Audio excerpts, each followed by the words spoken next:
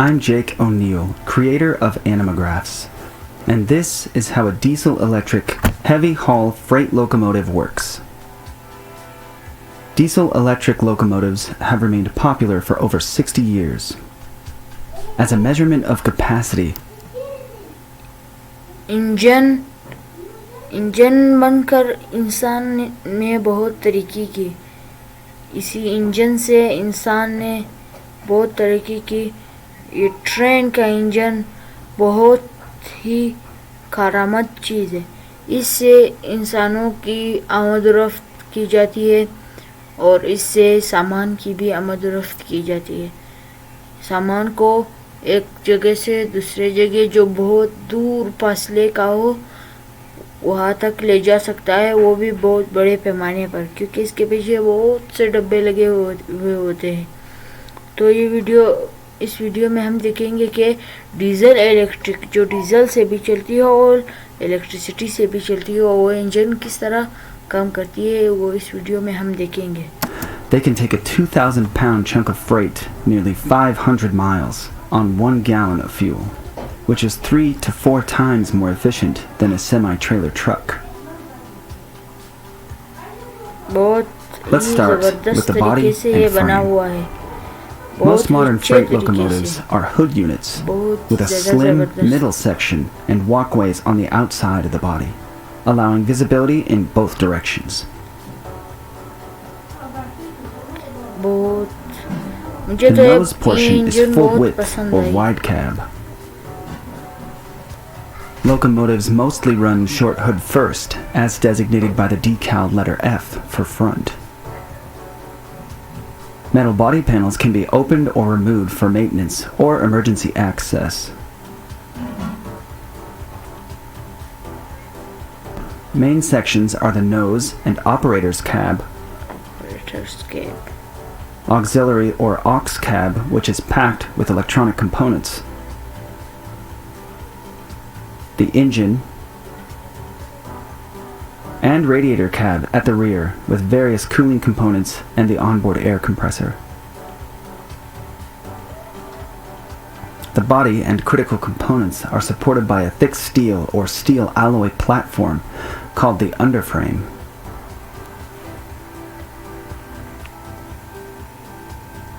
A pilot or cowcatcher sits at the front to deflect obstacles that could derail or damage the locomotive.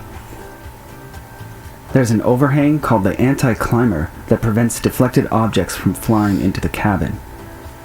Concealed collision posts on each side further protect the cab in the event of an accident. There's a unique ID number displayed on the front and sides. A set of air horns sits on top of the body. And there's an electronic speaker attached to the underframe to emit a bell sound. A large manual handbrake wheel is visible near the rear. Coupling. Locomotives can couple with other locomotives or train cars. There are various coupler types. Our locomotive has a more complex Type F coupler, versus the simpler Type E style on our train car. Type F, for example, has robust side features to prevent vertical movement in accident conditions, where Type E requires no such protections. Couplers are designed to work by bumping into one another. They'll couple in various arrangements, for example with both couplers open, or one closed and one open. As knuckles make contact, their rounded shape causes rotation that presses against the knuckle thrower.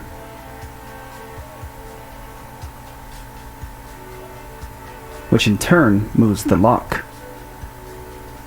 The lock rides along an internal channel and also rests on a sloped feature at the back of the knuckle, so that it naturally slides into locking position as all parts reach the end of their travel.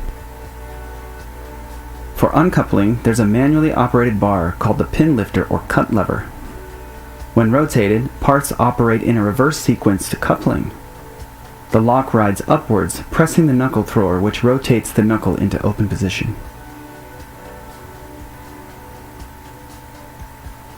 The coupler is attached to the draft gear assembly, which provides a kind of suspension between train cars. During impact coupling, also known as a buff event, the coupler is forced backwards against the draft gear, which compresses an internal stack of rubbery discs. The draft gear's rearward travel is stopped by thick metal tabs at the back. When train cars pull away from each other, also called a draft event, the surrounding yoke pulls the draft gear against a block at the front, causing the internal discs to again compress and absorb potentially harmful forces. When cars are coupled together, a hose is also connected to supply air for individual car brakes, and a cable for cars equipped with electronic brake support devices. More about these systems later. When multiple locomotives are coupled, the MU, or multiple unit connector, brings mechanical, engine, and electrical systems under control of the lead locomotive. The connector sits in a dummy receptacle when not in use.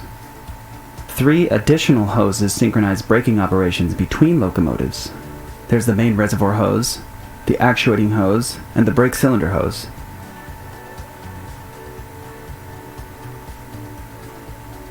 Engine. A 12-cylinder, twin-turbo, 4-stroke diesel engine, called the prime mover, is the power source for this locomotive. Fuel is supplied from reinforced wall tanks mounted beneath the underframe. These tanks can carry 5,300 gallons of fuel. The fuel injection system has a pump for each cylinder bank, with multi-walled tubing between cylinders designed to handle high pressure. To decrease noise levels and increase efficiency, as many as 8 different injections of fuel are made during a single combustion cycle, as determined by sensors in the fuel system. Engine support components are mounted nearby, including a lube oil tank and oil filters, fuel filters, and more.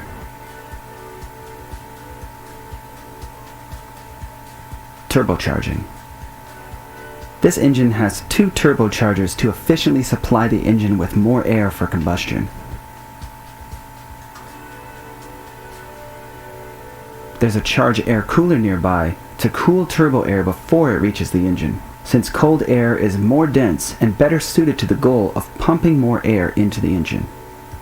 The charge air cooler has 2 sides, one for each turbo.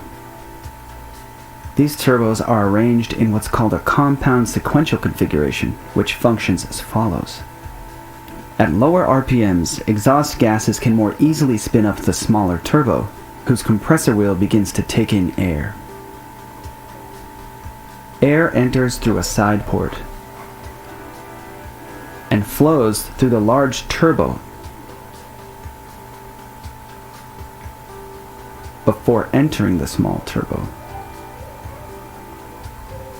It's then cooled on its way to the engine intake. The large turbo is not yet fully powered. As RPMs and resulting available exhaust energy increase, a valve opens, spinning up the large turbo. While the small turbo is easier to rotate at lower RPMs, it's also designed to handle higher overall pressures. As such, the large, low-pressure turbo now directly feeds all of its air to the smaller, high-pressure turbo, and the whole system delivers maximum airflow to the engine for peak performance.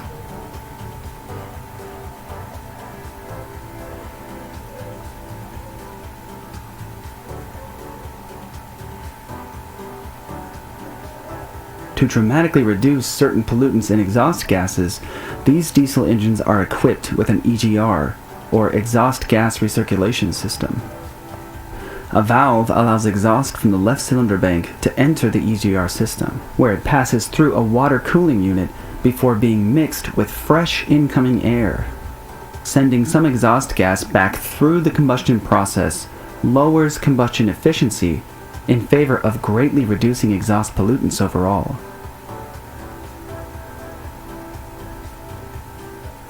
water. To save costs and avoid potentially hazardous antifreeze leaks, water is used for various cooling duties. A large tank holds nearly 400 gallons of water. An engine-driven water pump supplies pressure to the system. There are large banks of radiators with external shutters to help manage airflow. An oversized fan pulls outside air past these radiators as water courses through internal tubes. This cooling water flows to the engine, EGR cooler, turbochargers, air compressor, and more. During cold weather, it also runs through the fuel system preheater to warm the fuel before combustion. If the locomotive is not running and temperatures drop below 40 degrees Fahrenheit, automatic water dump valves open, draining the system to prevent freezing.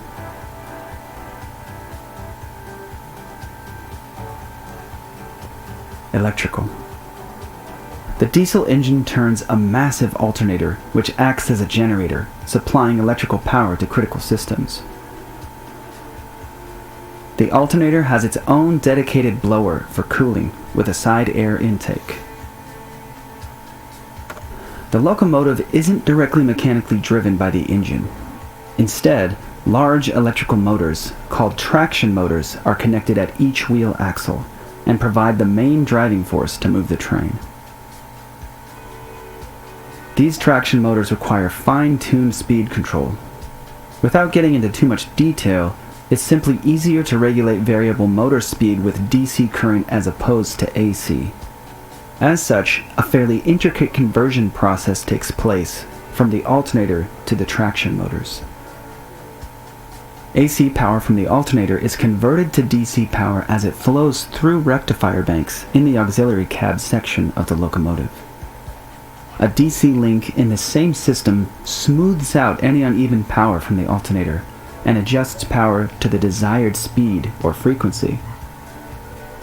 Current then flows through inverters, which convert it back to AC as it's delivered to the motors. New technology makes varying AC current more doable, and this process may change in the near future. These traction motors generate a lot of heat during operation. There's a dedicated air blower system Traction motor blower with ducting and flexible connections to deliver cooling air to each individual motor. इसमें लगाए गए जो DC current से चलते हैं बहुत ही अच्छा बहुत Banks जबरदस्त of batteries sit underneath the aux बहुत cab. ज़्यादा जबरदस्त Apart from expectable battery duties like starting a diesel engine, these batteries can also deliver power from moving the locomotive small distances. For example, around a rail yard, without having to start the diesel engine. Engine की cooling जो होती है इस सब मुझे बहुत पसंद आ गया. The underframe rides on trucks or bogies, which hold traction motors, axles, wheels, and associated components. A major consideration in truck design is adhesion, or ensuring wheels maintain maximum contact with rails for traction. Primary suspension aids adhesion with springs on both sides of every axle. बहुत ही अच्छा. A pair of dampers on one side are sufficient to handle vertical shock absorbing duties for the bogie. Secondary suspension includes a set of dampers for rotation about the vertical axis. Flexible side bearers are pinned to the underframe but allow bogies to shift underneath the heavy locomotive. Inside, there's a stack of rubber pieces that make up a kind of tough spring. Axles can also move back and forth slightly.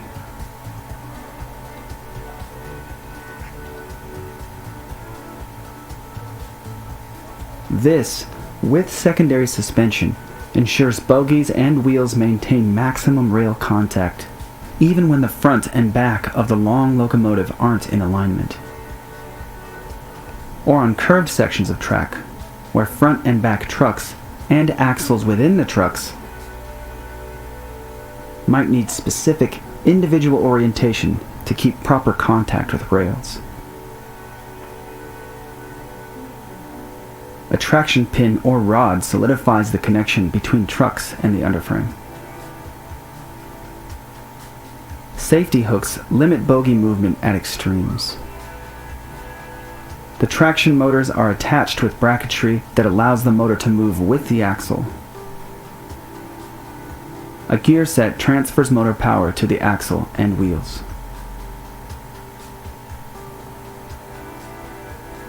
The trucks also feature a sand system for increased traction during startup or braking, or when traveling at less than 15 miles per hour. There are sand boxes at both sides, front and back, with filler tubes for easy access.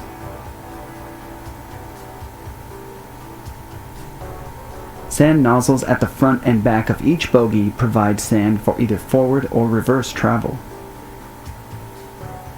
The nozzles blow sand at the wheels and rail when in use. Braking. The ability to efficiently haul incredible tonnage comes with a serious technical challenge: stopping the train. There are two main systems for braking: dynamic and pneumatic. Let's start with the pneumatic or air-driven system, which actuates brake shoes at the wheels. The onboard air compressor supplies compressed air which is stored in side tanks. The brake system draws from these reservoirs. Air-driven cylinders at the front and back of the trucks actuate rods and linkages that drive brake shoes. One cylinder manages a single shoe, while another cylinder drives two linked shoes at once. Still, there's only one brake shoe per wheel. At the rear of the locomotive, there's a brake pipe that delivers compressed air to every other rail car in the train. Each car has its own air reservoir to make sure there's always supply for the individual car's braking needs. Modern locomotives have electronically controlled pneumatic or ECP systems where electronics add precision control to braking procedures. The brains of the system are mounted underneath the cab. Each car has an identifying unit and controller setup. There's an end-of-train device connected to identify the very last car. With all cars connected and properly sequenced by the ECP system, more complex braking procedures can be performed. For example, brakes can be applied progressively from the last car in the train forward so cars don't ram into each other. Now, let's look at the dynamic braking system. Dynamic braking happens inside the powerful electric traction motors. To put electric motors in basic terms, the core or rotor has a stationary magnetic field. It's surrounded by a dense set of electrical windings called the stator. Electricity traveling through a conductive material creates a surrounding magnetic field. The flow of electricity through the windings causes its magnetic field to rotate, pushing the rotor in turn. Since the stator's magnetic field is electronically generated, it can be controlled and even reversed, adding resistance against the rotor's spin. This added resistance essentially converts traction motors into electricity generators. The excess energy is passed to grids of resistors that bleed off braking energy in the form of and use their momentum to recover energy for battery recharging and so on. Future freight locomotives may indeed implement such capabilities to the dynamic braking system. Instead, to one side, there's an electronics cabinet with a head-of-train device which complements the end-of-train device. There's an event recorder, a distributed power system radio module that gives remote control over locomotives that are part of the train, but not. From the back of the cabin, we can see the operator's console and a crew member's console at the other side. Let's have a closer look at the operator's controls. There are two smart displays that can show detailed monitoring of critical systems. Individual bell and horn buttons are nearby. A switch panel houses various controls. For example, the dynamic brake switch to toggle the system on or off is removed when the locomotive is parked or in helper duty following a lead locomotive. The reverser handle has built-in constraints gas pedal, where a steady, consistent power output setting is ideal for most train operations. The dynamic braking handle controls dynamic rotating switches at the bottom of the panel for the cab heater and also front and rear headlight controls. The engine start button is pressed to initiate the engine start sequence. Isolate leaves the engine running at idle but disconnects the main generator and power quarters area. There's an additional ergonomic seat for observing training.